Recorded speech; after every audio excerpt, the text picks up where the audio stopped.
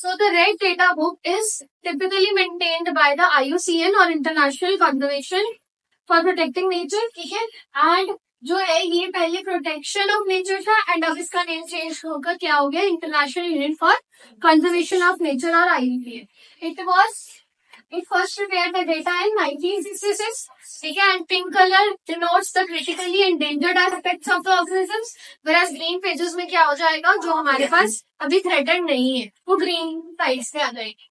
So we have many criteria including extinct in the wild, critically endangered, endangered, vulnerable, near threatened, least concern, data deficient, and non-evaluated. So studying all these in detail, first we have this extinct. Extinct कब होगा कि कोई possible doubt नहीं है कि कोई individual अभी भी जिंदा है या लिविंग है, ठीक है. Each organism has that.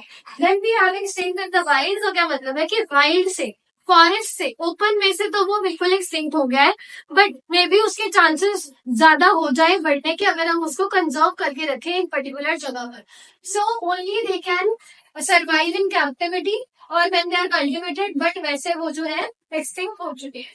Then we did the categories of critically endangered, endangered and vulnerable. अगर हम तीनों को कंपेयर करें तो इनमें extremely high risk होता है, इनमें very high risk होता है, and इनमें high risk होता है.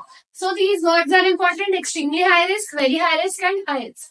ठीक है, यहाँ पर सिर्फ और सिर्फ 50 इंडिविजुअल से भी कम रह गए हैं. इसमें क्रिटिकली एंडेंजर्ड में जो हमारे पास 250 से कम रह गई है, एंड वल्नरेबल और दोस्त जब 10,000 से कम हो गए हैं. Clear.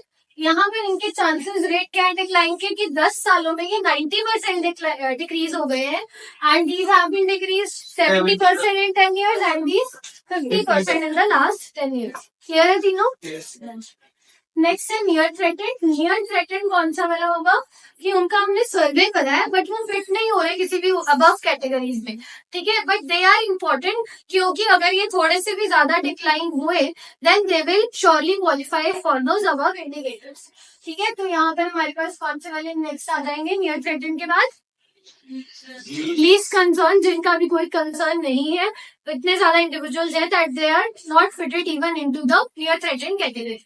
Then we have about the data adoption की इतने सारे ऑर्गेनिजम्स हैं, मे बी कुछ इंपॉर्टेंट भी है but we are not able to monitor those organisms and their data, so we include them where in data adoption part.